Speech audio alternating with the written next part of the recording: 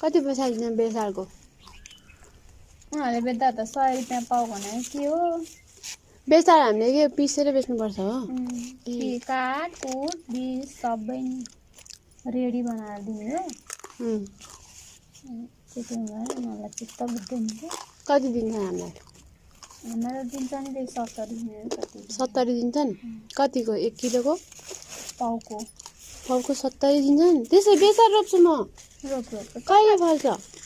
कहिले सिजनमा बेसारको? खन्ने बेला हुन्छ। चैत वैशाखमा रोप्नु। चैत वैशाखमा? जब म चैतमा आउँछु। कोदो कहिले रोप्ने रे? साउनमा। चैतमा र साउनमा आउनु पर्यो।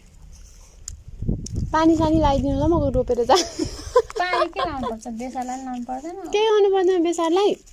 रोपे भयो बेसार? रोप्ने अनि अलि ठुल्ठुलो फलाउनु भयो एकचोटि गोड्न आउने। झारहरू उखालिदिन आउने। म त यहीँ दिदीकै घर बसेर म त खेतीमै जाउँछु। पैसा चाहिँ कहाँबाट भेट्छ फेरि अनुहार? पैसा आउँदैन? 1 वर्षमा कहिले भेट्छस्? 1 वर्षको त अब 15-20 हजार बोकेर तल हुन्छ। न त त्यो वर्षमा तैँले ल बेसारमा चाहिँ धेरै दुःख हुँदैन। जस तैँले गरुन्जेलसम्म ल त्यो कति पैसा आउँछ त्यो पछिको कुरा हो होइन?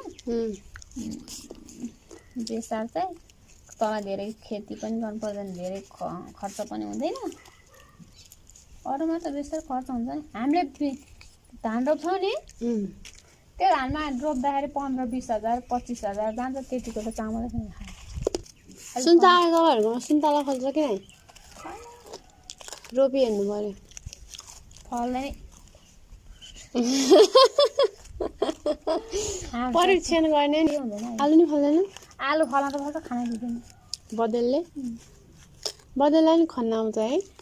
उसले पिँडालु खनेर जम्मै खाइसक्यो, बरु हामी खान गएन। तरुल खनेर सबै खाइसक्यो भन्छ नि, हामी गएन।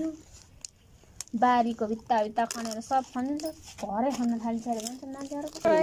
खन्ने क्या नै त्यसले गएर देखेर मान्छे कति रुन्छन्। पहिला त यस्तो थिएन है? अहिले मान्छे नभएर सब जनावरले घेरे। नेपालीमा त घरैबाट लगेर मकै भन्दा नेपालतिर त घरभित्रैबाट लगेर मकै भन्दा बँधै लाएर अब एक दिन मान्छेलाई एक्लै दुखले मान्छे मार्ने भइसक्यो क्या अहिले बँधेले। अनि मान्छे छैन अनि कहीँ जानु ठिक नहुने भइसक्यो अब एक्लै दुखले। अब भोलि पर्सि मान्छेहरू सहरमा केही नदेखेर गाउँमा आउँछ। गाउँमा आउँदाखेरि गाउँले लोप खाइदिन्छ। अब भारी फाँडेर के हुनु त्यो छैन, गाउँले लोप किन खाइदिन्छ भने अब सब जनावरहरूको आतङ्क बढिसक्यो। अब जनावरले राज गरिसक्यो गाउँ।